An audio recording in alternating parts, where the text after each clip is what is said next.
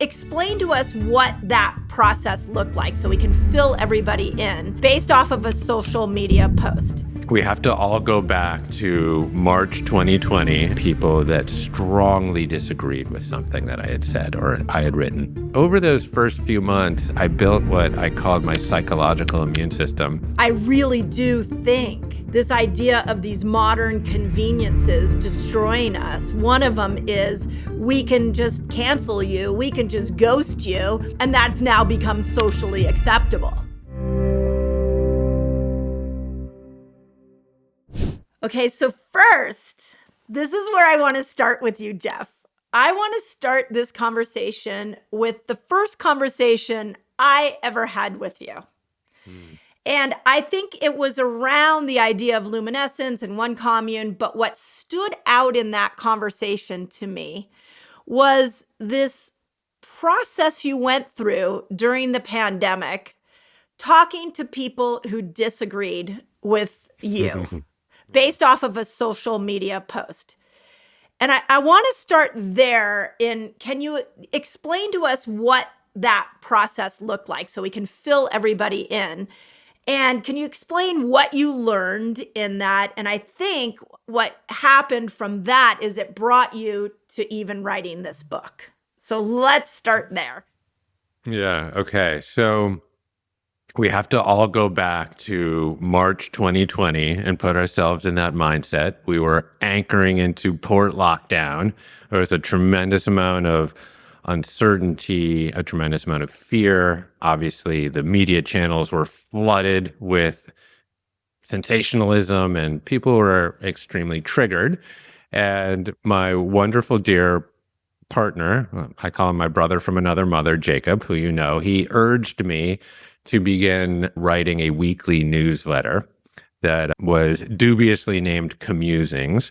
And so I started writing this 1,500 to 2,000 word column every Sunday and deploying it to about 1.2 million people, and had the questionable idea of attaching my personal email to that missive. And of course, about that was brave. Yeah. So the idea was, okay, in this soup of uncertainty, I was going to write these missives as little, buoys of hope to navigate the choppy seas of COVID, right? And it was like a service. It was people were feeling lonely. They wanted a sense of connection. And so that was the intention. But about 3 or 4 weeks in, I got myself over a bit of a literary barrel, having to produce that much content every week. And, fortunately for me, 2020 provided plenty of compost, I suppose, in terms of incendiary issues to excavate and to write about. And I was tackling them head on. I mean, certainly COVID, the development of the vaccine, the murder of George Floyd and the subsequent reckoning for social justice, kind of the emanations from Trumpistan and the emergence of QAnon. And there was just much going on. And I was really trying to take the middle path as per my spiritual tradition and write kind of rigorously researched, sane, middle ground essays to sort of get to help ground people really. But of course, over 2,000 words, and tackling these incendiary issues, you're bound to offend someone. Yeah. And given that my email was attached to them, people did not hesitate for 1 second to let me know when I did offend them. And so Monday morning, I'd open my email and sort of the wave of opprobrium would crest to the bow of the inbox of my email. And many of the responses that I got were kind and encouraging, but I probably got 200 emails a week from people that strongly disagreed with something that I had said or I had written.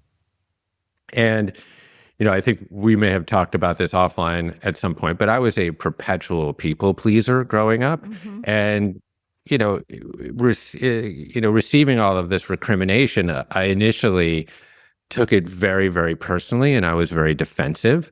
And I would stay up at night kind of brooding over clever rejoinders and, oh man, I'm going to hold that ember and I'm going to throw it at them in the morning. And of course, I, realized that I was getting burned that whole time. So over those first few months, I built what I called my psychological immune system. So very similarly to how we build our physiological immune system, which is through exposure to insult, through Mm. pathogens and bacteria and viruses, et cetera, such that, our wonderful adaptive immune system spins up these proteins and then finds the right one. We call them antibodies. And then we have this memory to spin them up when we run into that insult again.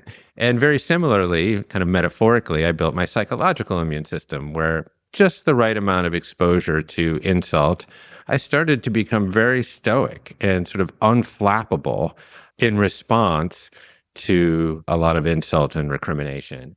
And so as I began to center myself and develop these emotional regulatory tools, I started to engage with my detractors, and I would email them back and I'd say like, hey, listen, what about this nuance? And the more thoughtful ones, we would exchange maybe a volley of 3 or 4 emails. And then I would say, hey, why don't we just jump on a Zoom call? And this is sometimes what I call my great David Copperfield routine, because I made most people disappear at this juncture. I was like, Which is a yeah, lot. and you're gone. Well, yeah, I mean, that onto itself is very telling of this time that we're in right now. And I want you to finish the story, but then I want to come back to that, because I really do think this idea of these modern conveniences destroying us. One of them is we can just cancel you, we can just ghost you, and that's now become socially acceptable. 100%. I mean, if you think about public discourse right now, it's largely being waged anonymously through digital warriorship behind screens. It's Yep. not that we didn't have conflict on the Serengeti, right, when we were living in tribes of 70 or 80, but how did we solve those? We actually had to come face to face and recognize each other's common humanity and compromise and find common ground, et cetera. But the way that we communicate now through kind of the ease and convenience of the internet is not at all profitable for common ground and compromise No. and solution or cooperation. So 26 brave souls took me up on my offer of having a Zoom call. And so I scheduled across the course of August and September 2020 on Monday and Tuesday afternoons, hour-long slots for these Zoom calls. And my detractors were from all sides of the political spectrum. It wasn't one, That's interesting. avatar. It was Yeah. everything. It was like, a white man should not center himself in the conversation about race at this moment. Like, okay, I hear you, except I'm also just writing a weekly column, or and it was coming from all sides. Somehow I was both a conspiracist and a shill for Pfizer at the same time. I'm like, that's not possible. Neither Oh of my us. God. So I was writing articles like in August of 2020, I'll just ground it in an example.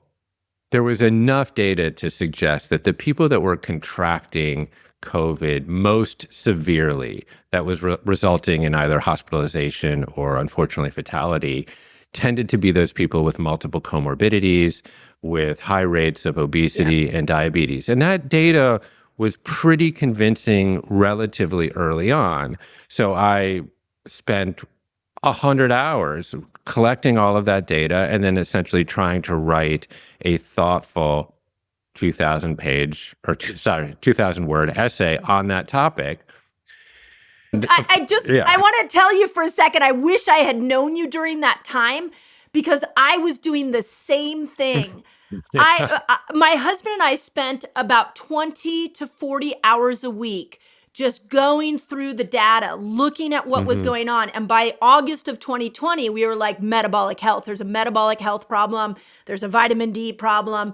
And but instead of writing a blog, I took it to YouTube, which then properly got censored by big pharma, however you want to look at that. So, but I just want to say, I wish I had known you, because we were trying to figure out the same thing of like, what's the underlying cause here? So Yeah. And, if we go back to that time, there was also a contemporaneous body positivity movement that was very, very Yes. strong at that juncture. Well said. Well And said. and I had written voluminously about my own weight struggles. I was a very, very chubby kid, obviously have tremendous compassion and empathy for those who have, struggled with weight over their life because I am one of them. Mm. But that didn't inure me from people's offense or recrimination. And so, a lot of people were really insulted that I had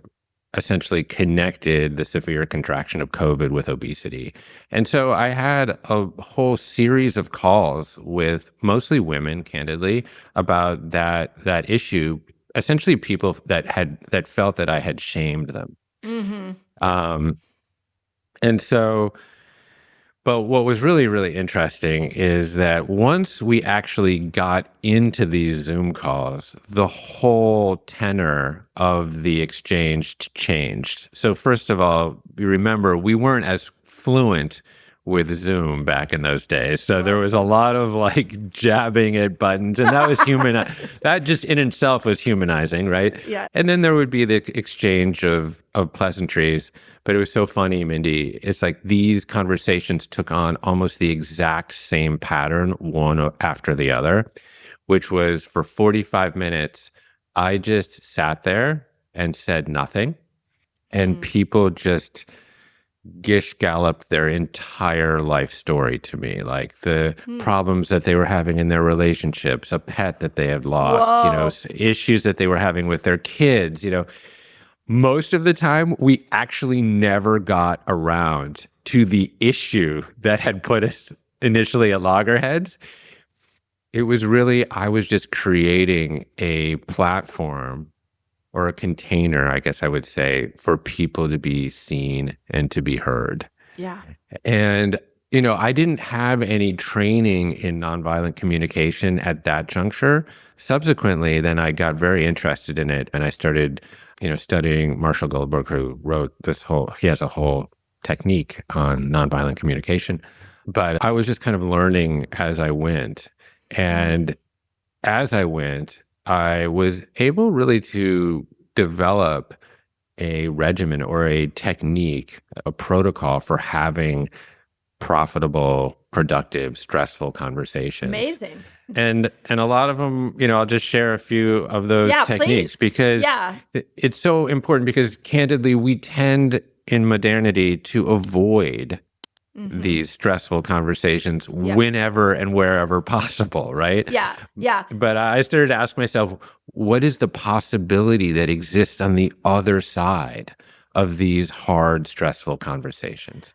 Okay, so before you go into that, because that was the big thing that really hit with me when we first talked, and it ties so nicely into the whole concept of your book, which is we have become so conditioned to seek comfort. And comfort is so easy for us now it doesn't matter if it's metabolic comfort, if it's fitness comfort, or if it's, relationship comfort. It's like we've lost our ability to endure like something difficult. And when you go through these, what I want people to hear is that, if you actually lean into this, you become a happier person, a more well-balanced person on the other side. So before you go into it, I just don't want people to lose that, because what you did was very, very brave and very uncharted territory. But if we could all learn to go into these conversations that are filled with some discomfort with a skill set like you're about to teach us, relationships, our own human evolution could dramatically change. So go ahead. 100%. I mean, you totally nailed it. And, many people associate eustress or adversity mimetics with physiological protocols like fasting or cold water therapy or heat therapy or resistance training. Absolutely 100%. And those were key to my physiological and psychological health, candidly. But where I got interested was, is there an application of adversity mimetics to the psychosocial world? Yeah. And that's kind of where I started to really lean into these stressful conversations. Because again, if I could have a hard, thorny conversation with someone that I didn't even know, Mhm. could I not then have it with my aging parents, who are in their mid 80s, or my best friends, or my spouse, or my kids? And again, these are the hard things that we tend to avoid. But, the world that our hearts imagine as possible is right on the other side of Yeah. having them. So, And anyways, and yeah. in that, I just want you said something a while back that I think is really important because a lot of women have this challenge, and then when they go through menopause, yeah, as our neurochemical system changes, we start having new behaviors, and the challenge is people pleasing. Mhm. So what is interesting is you have now, what you're about to share with us, the way I look at this is like cold plunging for people pleasing. Like you're going to put yourself in an environment so that you can overturn the people pleasing, but you're going to need to face the discomfort with a new strategy so the people pleasing stops. And the people pleasing is quite detrimental to a lot of women. Oh my God. Yeah. I read Gabor Mate's book like 10 times. And, Yeah. he, as among many other people, makes a very, very direct connection between people pleasing and autoimmune disease and all sorts of other Yeah. physiological and psychological conditions. So it's a direct line there. And uh, yeah, part of entering into stressful, difficult, thorny conversations is pre-gaming it with a lot of emotional regulation.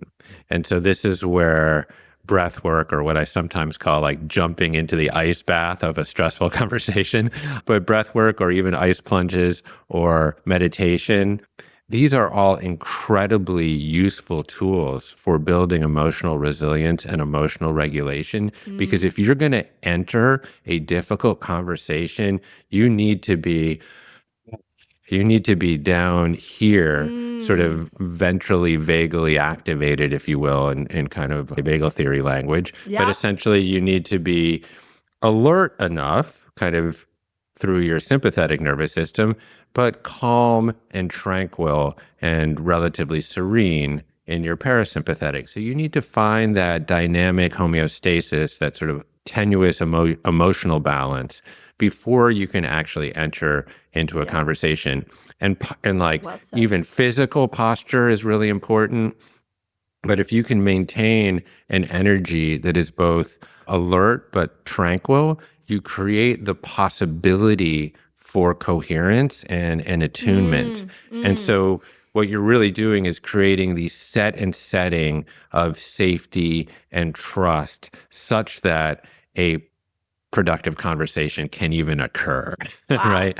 So Uh, you're saying like somebody could apply that with a difficult conversation with an adult child, or with a parent, an aging parent, or a spouse.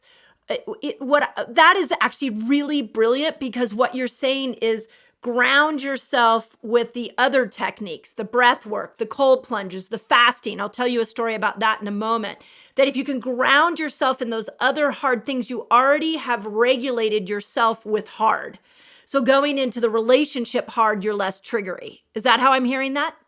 Totally, because what happens when you get into an ice plunge, right? You have an involuntary bottom up response, right? Where your Yeah. heart rate and respiratory rates start to increase. You feel this epinephrine coursing through your veins. It's coming into your neck. You feel like you're going to have a panic attack. And then what? You have a moment where you can apply top down conscious pressure on top of involuntary bottom up response such that you can emotionally regulate. And Yeah. that same exact phenomenon is happening when someone insults you or says an offhanded political comment that you disagree with, or undermines your integrity or your self-worth. You feel that same sensation. It's coming up from under the crust of consciousness. You want to scream and yell out. But then again, if you have been able to cultivate your ability to put top down pressure on top of that involuntary response, it begins to punctuate all areas of your life, not just in the ice plunge, but when you enter into a difficult conversation with a child or a spouse. So, okay, with that, I'm going to share with you my Okay. my fire story. And there's actually people can go watch it on YouTube.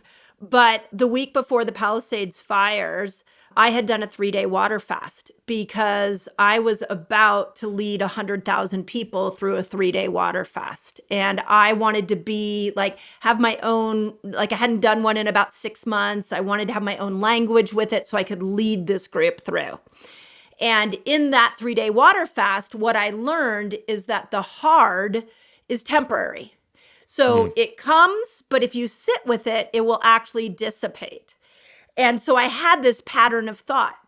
The morning I left my home in the Palisades with the canyons around me on fire and black smoke over and traffic on Sunset Boulevard, I got to the bottom of Marquez Avenue and Sunset, and I had a choice if I was going to go right down towards the Highlands to get to PCH, for those of you that know LA, or if I was going to turn left to go in towards the village. And then my thought was I would go down Temescal to get in. I'm sitting at the stoplight, and all of a sudden I'm looking at the cross section, and I'm like, okay, nobody's going right. I should probably go right. But then my brain was like, yeah, but you're going to go down into the Highlands and everybody's going to be pouring out of the Highlands, and the fire is heading towards the Highlands.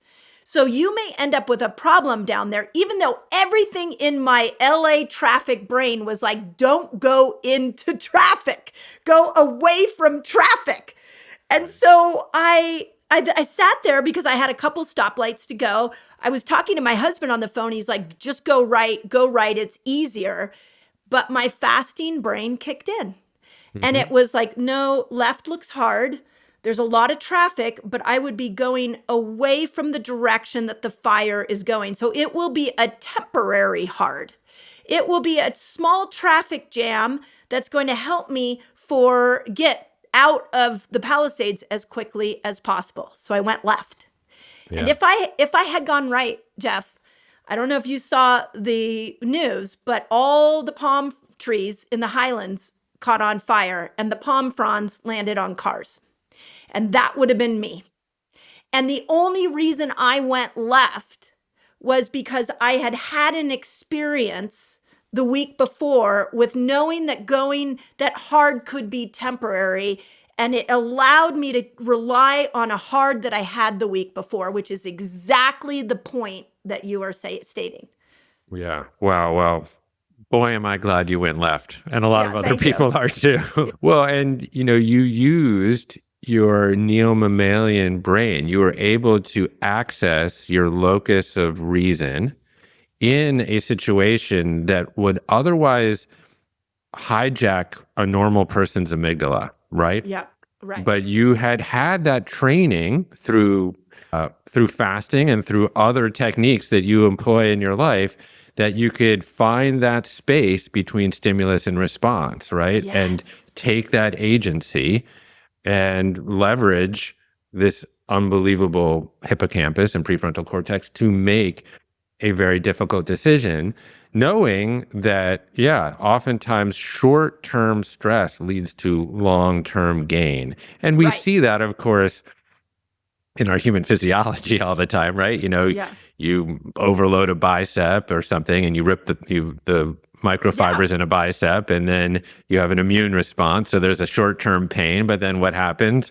Oh, well, the body then, summons these structural proteins, actin and myosin or whatever, and you give it enough rest and you eat enough protein, and guess what happens? It grows back bigger, right? So that's and the body is like riddled with those examples. I mean, just exercise, you have a short-term inflammatory response for a long-term anti-inflammatory response, and you can literally find 1,000 different mechanisms that function that way. Yeah. But it's not always the obvious thing. Sometimes it's actually you have to lean into the edge of that discomfort in order to get the real actual comfort that you're looking for long term. Ooh, that's so good. So did you just cold plunge before you got on all these calls? I mean, candidly, I did. I doubled down on my cold plunge routine, and I also doubled down on my cold plunge routine before I go to the dentist. That's a whole other thing, but it's similar, It's a right? great idea. Yeah. I had to go into these conversations emotionally regulated, and just think about this in the course of your daily life. You don't often plan a stressful conversation the way I was. Sometimes it just happens at the dinner table, with Uncle Frank, or whatever. Yeah. He says something offhanded, and you're like, ugh. But how are you going to respond in that moment? Are you going to be able to cultivate that space between stimulus and response and have a more adaptive reaction to that? And this is what all these protocols help you do. So you walk in and you create a set and setting of safety and trust. And then really tip or hack number 2 is about listening.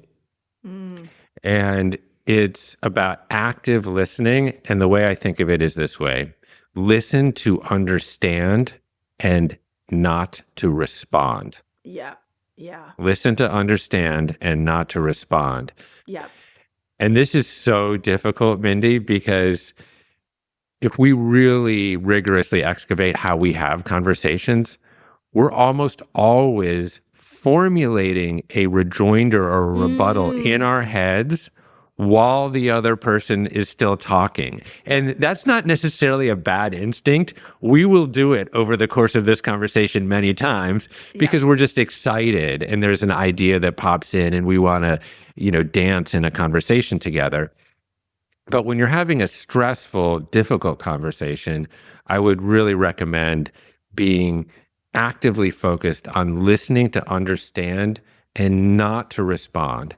So the way to do that is just to literally receive all of the information, wait for that person, your partner, to stop talking, then allow for a space where you actually synthesize everything that they've said, and then form your response or your rebuttal. You know what's a great way to train yourself to do that is start leaving voice texts for people. I voice text. I even have a system called Voxer that I talk, that a lot of people are on. But what happens is it's like a walk, it's like you get a voice text, you listen, you're not on a live call. So you can actually pause for a second and then formulate yourself and then respond back. Mm-hmm. Yeah, I mean, this is something that's really baked into Japanese culture, actually. If you ever go, like I did for many years in the music industry, and I was pitching bands, and I would go into my big pitch in an executive office, and then I would be met with this stultifying, pregnant silence. And then, of course, as a Westerner, I would feel the need to fill that void, and I would just keep talking and pitching again until finally my interpreter explained to me, and I said, no, that silence is actually a sign of respect, that they actually heard everything that you said, and then they were forming their response. So that's a big one.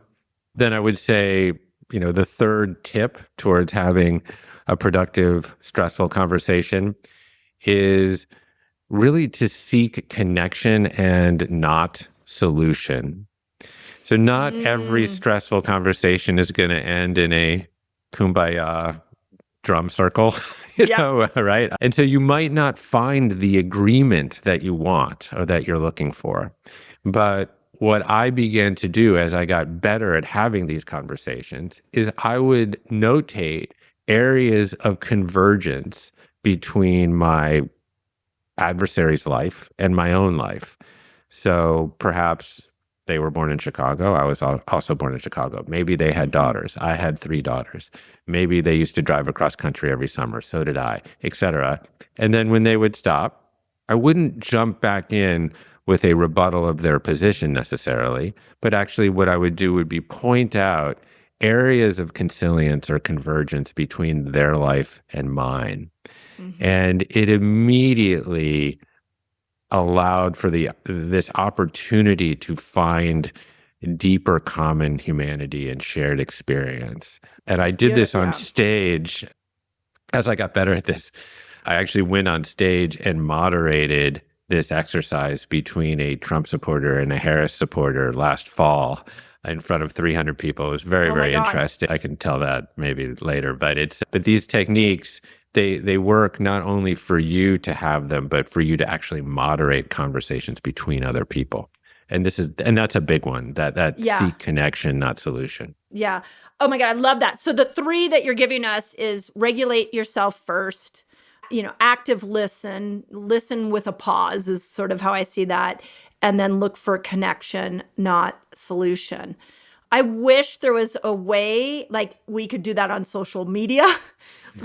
It's really beautiful. It's like taking responsibility for that, for your reaction. And when I look at some of the things you've written in this book about these modern conveniences that are making us sick, I actually think on a personal, like relationship level, one of the things that's destroying relationships and is making us sick is because we're not doing those three things that you just Mhm. said. Are Yeah. there outside of relationships, are there other areas that you can apply these three things to? Yeah. I mean, I think that so many of what I would call like stress protocols come down to mindset and emotional regulation. Really, I've begun to understand health as one single concept, which is balance, really. Ooh, yes. And and this applies beyond human physiology. I mean, if you look at like the healthiest economic system, it's generally one that has like a very thriving middle class where the distribution of wealth looks like this bell curve. Or if you look at ecology, the healthiest systems have biodiversity. So, like a lot of different species finding balance. Or if you look at politics, you even find a strong middle where you can find compromise and cooperation, et cetera. Psychologically, we generally think of balance as the ability to find center or find the middle. But Mm, certainly in human physiology, really balance is the key. yep. And we tend to call that homeostasis when it applies to human physiology. And our body really is seeking that balance out all of the time. I mean, Yeah. it's very, very hard to disrupt your pH balance, for example. You can do it, a Yeah. little bit, but what happens? You hold your breath, for example, and you build up like hypercapnia and a little excess carbon dioxide. And that will make your body a little bit more acidic, but then it bounces back to center, right? You Yeah. can get into an ice bath, and what does that do? That plummets your core body temperature. And what does your body naturally do? It has this adaptive response of thermogenesis, and it brings you back up into that warm porridge of 98.6, That's right. right? That's right. Or you get too hot, what does the body do? It starts to sweat. It thermoregulates the other direction. So, so the body is really just engineered for homeostasis Agree. at every turn Yeah. until we screw it up. and there's tons of things that we do in modern life that essentially undermines our body's ability to find that homeostasis. And certainly as it applies to stressful conversations, we avoid having them. So we never find that social homeostasis, Yeah. in which we can actually, disagree without being disagreeable or find some middle ground or compromise some points to get other points, actually live within a healthy middle ground social contract. That seems to be, rarer than Stone Man syndrome at this juncture. Yeah, I absolutely agree with you on homeostasis. I used to in my clinic all the time when I would put somebody on a supplement protocol, I would always say this is a supplement you're going to use for 30 or 90 days, and then we're going to get off of it. Because after 90 days, your body has already integrated the information that it's bringing in, and now it's not as effective. We just want to pulse it in so that we can use it to get you back to homeostasis. So I love the way you said that, because I'm wondering if people could just look at their whole life, whether it was their physical health, their emotional health, and like look at what you're doing too much of and look at what you're doing too little of, and see how you can start to do the opposite of that to bring to now be in balance with your mental and physical health. Would that be one way to approach this? Totally. And I think the ironic thing is that in order to enhance your body's ability to foster homeostasis, you actually have to push the edges of it, right? So the more that you get into that cold plunge, or the more that you have those stressful conversations, or the more that you engage in some smart, intelligent, intermittent fasting, etc., the more able the body is to bounce back. It's when Yes. you live in this totally artificial thermoneutral environment, for example, is your body then you dull the edges of your body's ability to That's right. actually cultivate that balance. And if like I can paint like the portrait, sometimes I talk about this concept called the Big Macs. It's kind of silly, but it's like Right. not the No, ones I that you loved just it. Yeah. not the ones that you just eat from the evil M, but the big modern American conveniences. And I think about it this way. I sort of paint this portrait. Let's say it's like 8 p.m. You're inside in a single family house. You're alone. It's in a nice thermoregulated 72-degree environment. You're sitting in a lazy boy chair and you're door dashing some pizza and you're binging Netflix, right? Okay. Yep. That sounds like a totally delicious, wonderful way to spend a Friday night or a Tuesday night, and certainly a very normal activity that a lot of people engage in. But every single one of those aspects that I just mentioned really erode your ability to be healthy. And so, I mean, pick any one of them, Yeah. not living communally, right? Hyper individualism, like living within vertical boxes or single family homes, separated and cleaved from your community environment. Well, loneliness now, it's like from an all-cause mortality perspective, equivalent to smoking 15 cigarettes a day, according to Wow. Julia Holdstead Lund at BYU. So, okay, what else? Well, eating at 8 p.m., that's probably eating outside of your desired window, and you're probably going to go to bed with your food undigested. But that's something that we do all the time. Living in a thermoregulated environment where we never have exposure to Right. fluctuations in temperature, like I said, will undermine your metabolic function. It limits dopamine production, and then it also makes poor advantage or takes poor advantage of these hard wrought adaptive mechanisms that we built up over hundreds of thousands of years. It's like when we get hot, we actually activate the production of all these amazing proteins, BDNF and heat shock proteins, et cetera. Yep. We give up our emotional resilience that is associated with getting very, very cold. So that's another one. We're probably sitting in this lazy boy chair with this like I am right now, with 90-degree kind of angles between our hips and our knees, which using no back musculature or no leg Right. musculature, and essentially tightening up our hip joints, etc. We were meant to relax at night, sure, but we generally squatted. That was our Yes. resting squat, is how we actually sat. And you just go down the line watching Netflix. I do it. Raise my hand. Okay. And it's lovely and wonderful to binge Larry David from time to time. But of course, if you're doing that late at night, you're disrupting the balance between cortisol and melatonin, basically your circadian rhythm, by taking in blue light into this kind of inferior part of your retina. Not great. So essentially, we've layered on at every turn ease and convenience and Yep. comfort. But in so many cases, chronic disease is the result of this chronic ease. Right.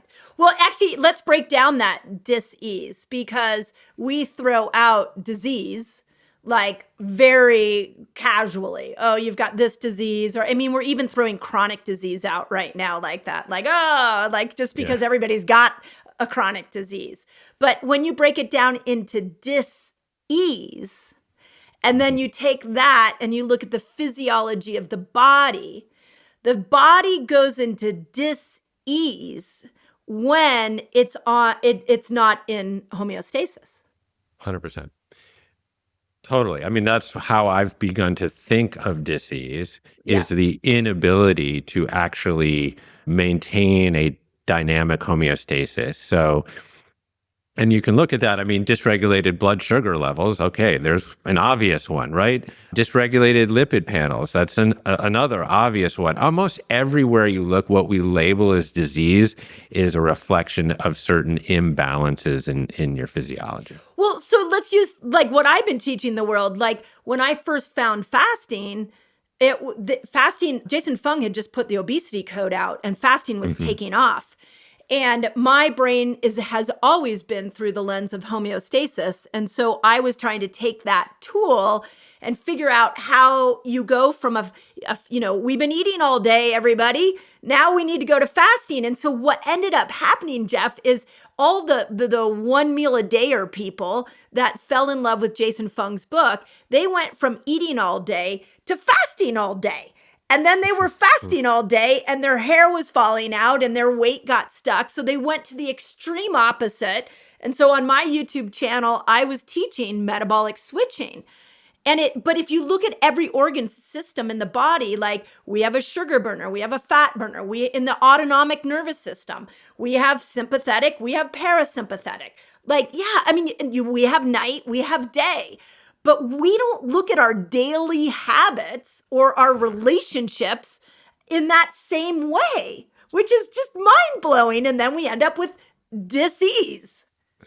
100%. I mean, and if you look, with a specific microscope to our consumption of food, for example, you have a very, very sophisticated approach to and science and evidence-based approach to fasting. But just as a more kind of broader idea, is like we're generally consuming food all of the time, all day long. And, again, we have, we tend to sanctify generally like growth in our society beyond hypertrophy. Like I'm also talking about how big is the GDP and how big is the Dow Jones and how we think more is better. More is better. How big is your house? How big is your car, et cetera. But if you study natural systems, all natural systems are engineered with periods of growth and then periods of repair. Winter promises a spring, right? And so, what we are doing when we're actually mindfully consuming food is that we're finding that tenuous balance between growth pathways and repair and restoration pathways. And, when you get like more geeky, it's like, yeah, there are these anabolic pathways and mammalian target of rapamycin and hypertrophy, et cetera. But then those are balanced by, AMP kinase and autophagy processes and the breaking down of senescent cells and dysfunctional proteins, et cetera. And so finding that balance is essential. And we used to live in an environment where essentially calorie paucity was the norm, And so our bodies evolved over hundreds of thousands of years as Homo sapiens and then millions of years as hominids before that in relationship to the accessibility of calories. And so it was actually totally adaptive to get like for your loincloth to be a little tight, right, in the late summer, early fall, right? Because, and to put on a few extra pounds because, you were harvesting copious glucose, your body would store some of it as fat. Why? Because it knew that winter's fallow was just around the corner. Right. But fast forward, we essentially live in a society where, from a calorie perspective, winter never comes. So the body is actually just doing what it's supposed to do, right? Right. And so in that sense, chronic disease is really just a normal and expected result of our Paleolithic genome simply trying to cope with the way we live. Oh my God, that's so well said. That is so well said. And I would say that, one of the things about just looking at it through that metabolic lens and looking at it through just what we do, I call it, we're a culture of shiny object syndrome. We're like, I'm going to go do that. Oh, that looks really fun. And then we do it. And then we're like, wait a second, I'm going to do that. And the shiny object syndrome is going from comfort to comfort to comfort to comfort. Yes. One of the things I used to say, and you've just expanded it beyond metabolic health, is I used to say we're at an evolutionary mismatch. The modern world has provided an evolutionary mismatch for us. And it's done it with our metabolic system, our hormonal system, our microbial system, our nervous system, like all of it has completely maxed out. And now we have a culture of completely dysregulated humans that don't have the skill set to bring themselves back into homeostasis. Okay, have you been watching my videos and you're like, I don't know how to put this stuff all together? You might need my fasting lifestyle free course. I'll teach you exactly how to do it. Just click on the link below. It'll take it to you and it's absolutely free. My gift to you. 100%. I mean, evolution is slow and culture is fast. Ooh, And well this said. and this is creating these mismatches, like you say, at every single turn. I mean, these Paleolithic stressors with which we evolved, of which we've enumerated many, but calorie paucity, exposure to fluctuation in temperature, living in community, immersion in nature, minimal shoe wear, no sofas and lazy boys. That was just the norm for 99.5% of human history. And so in that last 120 years since the Industrial Revolution, really accelerating in the last 50 to 70 years, we've essentially hijacked our biology with chronic ease, period. And so now the trick is, well, there's two options, right? We can seek some sort of technological moonshot, right? And all of a sudden we're going to turn into those Wall-E characters and adapt to eat Twinkies or whatever, more cogently. We can self-impose the right dosage of Paleolithic stress in order to realign the way we live with our biology. Right. And those are the protocols that I call good stress. And, in the long term, they're not really that stressful. No. You find the edge of your discomfort and over time you can titrate and, increase duration, decrease temperature, you play with the edges of your eating windows, for example, all of this different stuff. But really what you're just doing is you're swimming with nature's current. You're swimming with your own engineering. And we've just so undermined our own biology. And what do we do? Because there is a mindset that kicks in when you're at that edge of discomfort. I've seen it with fasting. I've seen it with food changes. And I've experienced it in cold plunging. The brain goes into a place of, oh my God, this is horrible. I don't like this. And then there's like, I don't know who that voice is inside my head, but the little voice inside my head is like, well, then make it easy for you. This is why I love 3-day water fasts, because I have to tell that voice over and over again, remember, you're not eating today. You're not eating today. But that edge is where there's something in our head that's talking to us. How do we talk back? How do we create something to deal with that voice? Yeah. I mean, I think fasting is an interesting one versus like cold plunging, where it is so acute for some people. So, I mean, in my early days of really reversing my diabetes and losing a ton of weight, I started a very basic 16/8 intermittent fasting protocol. But just because I consolidated my consumption of food into 8 hours didn't mean that I didn't get hungry at like 9 p.m., right? But because I became a disciple, if you will, to that practice, instead of mindlessly just wandering over to the pantry and, getting a box of Tate chocolate chip cookies, I actually had to stop and witness the provenance, if you will, of the hunger and really ask myself, is the origin of this hunger a biological need, or is it a psychological desire? And the fasting protocol, in some ways, coerced me to find that space. And 99.99% of the time, Mindy, I was just eating my feelings, right? Yeah. It was an emotional desire.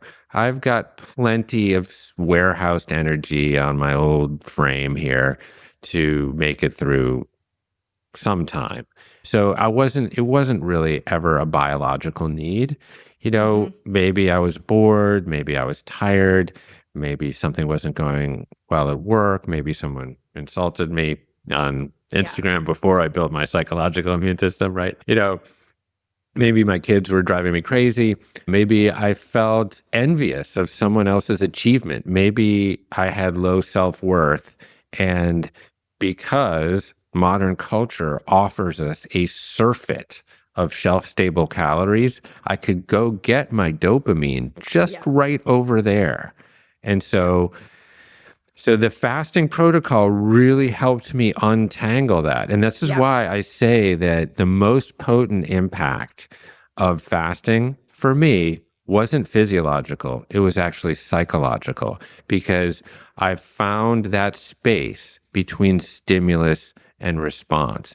And that space spilled over into other areas of my life. If I could eschew mindlessly wandering to the refrigerator, could I also resist that need to have that glass of wine or do some retail therapy on Amazon, or even knee-jerk react to something annoying that my kids might do? Could I not be a more mindful human being and live more appropriately? And so this is why I think these protocols they're so protean and flexible in their utility. Yeah. And you know what you do in the asking of the question, and you may have found this in all the research you did for your book, but when we ask our brain a question in a stressful situation, you pop yourself out of your amygdala. So the amygdala and the prefrontal cortex, you can't really be in both of them at the same time. You're usually running your brain from one or the other. So the amygdala is scanning for if it needs to fight or flight or tend or befriend. It's like scanning for a threat. Whereas the prefrontal cortex is scanning for some kind of solution or some kind of meaning for this. So the minute you start to say, what is it that I want right now? Do I want to feel better, or does my body need food? You've popped yourself out of your amygdala and you've gone right into your prefrontal cortex. And now you're building new neurons that are going to create these new neuronal pathways. Mm-hmm. Yeah. So good. Right on. Yeah. It's brilliant. Yeah. I mean, the stress response, it's important to remember, is actually adaptive, but where we've gone off kilter in modern society is that it becomes chronic. So, and when you are chronically stressed, chronically having that response, that's when you see all these negative downstream psychological and physiological impacts. Like, I go hiking up here in the Santa Monica Mountains all the time. From time to time, I'll run into a rattlesnake on the path or something. And what happens? I have a adaptive bottom-up stress response. My heart rate and my respiratory rate start to increase. My liver secretes just the right amount of glucose and sends it to my extremities to fight or flee. And, my pupils might dilate. The aperture of my attention comes very, very tight. I become self-obsessed and I distrust the world for good reason, because I'm trying to satisfy my biological imperative to survive. Yeah. And then, of course, what happens? The snake takes a look at me, is like, Jeff will not be on the specials menu today. He slithers off, into the high grasses. And what happens? My body bounces back. It comes back to center. It comes back to homeostasis. My heart rate and respiratory rate decrease. The aperture of my attention opens back up. I become more creative. I trust the world again. I'm happy, Jeff. I think where we run into problems in modern society is that for so many people, the rattlesnake just never leaves the path. Never goes away. And we lack those emotional regulatory techniques to bring us back to center, to leverage the part of your brain that you leveraged when you turned left. Yeah, it's really true. And people can go listen to the whole video on YouTube, because I used the analogy that when we're dealing, much like what we're talking with today, that so many people, when it comes to food, they go the easy way. Just give me the ease. And what I learned in the going left, based off the skill set that had hit my brain from the fasting the week before, is that sometimes you can look around and you could say, I want to go left, even though like there's difficulty there, but I want to go into it so that, like you said, I can get on the other side of this as quickly as possible. So that, and maybe in that, I will learn something. And it became like a whole thing in my community, which was, but I think we always, my husband was like, go right. Nobody's going that way. Well, maybe he's just a nonconformist, so that's okay. Well, he and I have had a lot of conversations about it, because I was like, no, I need to go into the hard, because that's going to move me away from the fire. Yeah. And that was, there's so much metaphor in that. Yeah. Well, I think that we as a society and as individuals really need to reframe the ease that we're truly, truly looking for in life.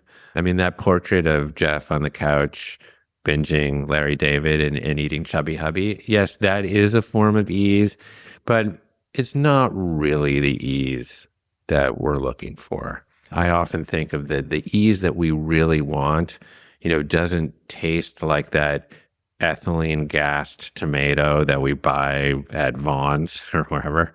It actually tastes like that juicy, sweet, bursting tomato that we grew in our own backyard. And we did so with a degree of inconvenience. We had to, cultivate the soil. We had to plant the seed. We had to get enough water and enough sun on it. We had to prune the leaves. And through that discomfort, that a bit of inconvenience, we get this wonderful, fecund, efflorescent fruit that we get to truly enjoy.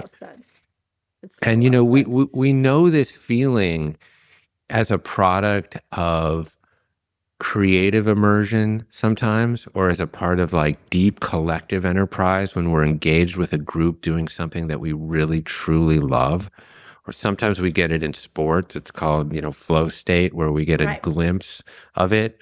But linear time tends to dissipate, and we have total awareness of our body and space and time. In fact, we kind of feel without location, and we sort of transcend the sort of vicissitudes of our quotidian dull care. We know that ease that we're truly looking for, and it almost never comes for free. Yeah. It's like the piano player spends 10,000 hours learning his or her scales such that when she steps on the stage, she can forget it all and just tap into the spiritual well, because that technical well through all that hard work is already there.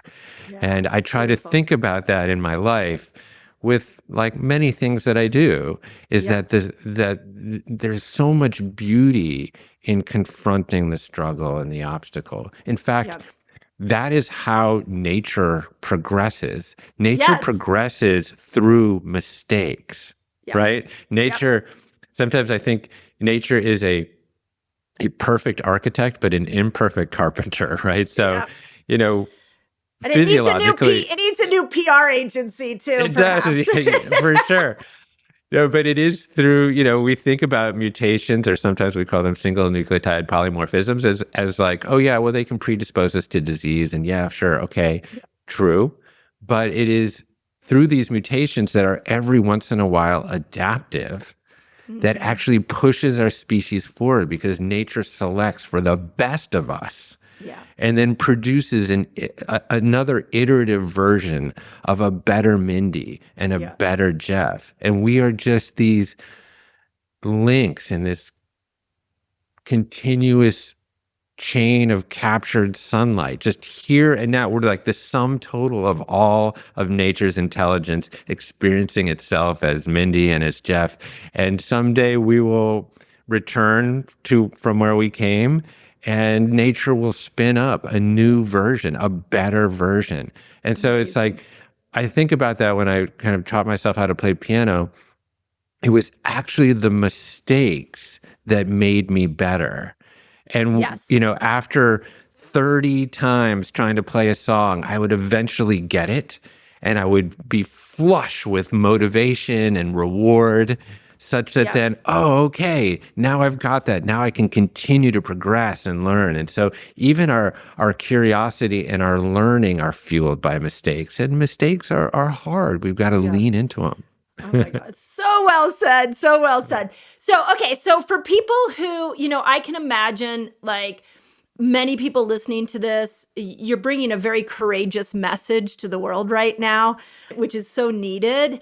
And so talk to me about two things. One, in your book, do you have ideas on how we apply this? And second, where do people get a copy of your book? Because I feel like this is such an ancient message whose time has definitely come, and you put it all in one great book.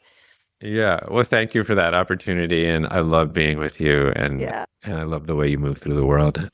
Yeah. I mean, I'm, like I said, a sort of citizen scientist. I've done a tremendous amount of research. I've applied every pill and praxis and mushroom and modality on myself. So I am an N of one, and I've tried to distill really the wisdom and knowledge of hundreds and hundreds of people, including yourself, who are much, much smarter than me, into some form of fossil record that conveys my experience and how I understand how to be healthy in the world. So my book, Good Stress, is filled with a amalgam of stress protocols. There's 10 of them, from the very physiological to some of the more psychosocial, as we talked about.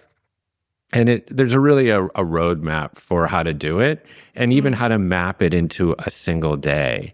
And over time, like I said, it becomes less and less onerous, I would say. A life of good stress doesn't have to be a miserable life. In fact, it's a very, very fulfilling life. And I am a product of it. So amazing. I love it. Yeah. Well, so where do we find you? All books, like bookstores and all the bookstores. We actually share the same publisher, so that's right. Sweet. Hay House, which is a wonderful, wonderful publisher, and they're everywhere. But I did scoop up the URL goodstress.com. So woo, congrats.